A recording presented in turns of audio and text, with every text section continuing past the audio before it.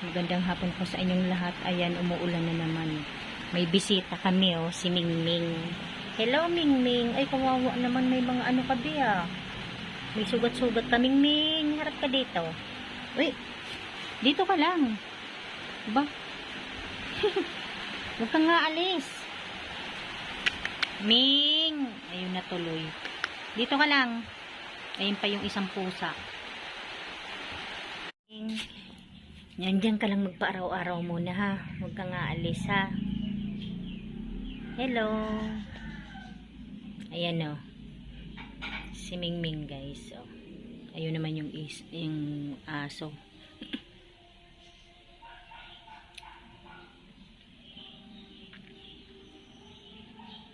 Guys, oh, biglang bumuhos yung ulan, oh. Ang lakas. Halika na, Mingming. Papasok na ako. Ayan, mga walang magawa. Kinit, tulog na naman. May nakalagay pa sa mata. Ano naman ginagawa mo, Ate Linda? Ayan guys, ang lakas na naman ng ulan ngayon, oh.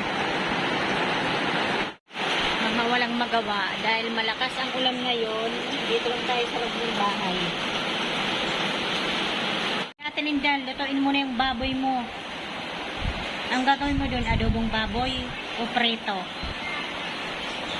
Linda, isnabira to, ah. Sabi ko, lutuin mo na yung adobo mong baboy. Oo! Halika na, umpisahan mo na.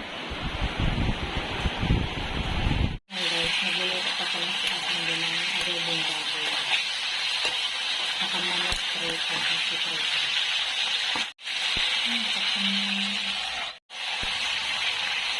Yan, binigtad na.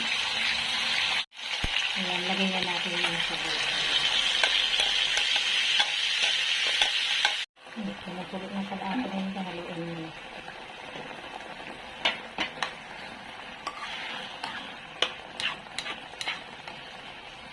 Ayan, luto na Ate Linda. Tapusin mo na yung prito mong manok.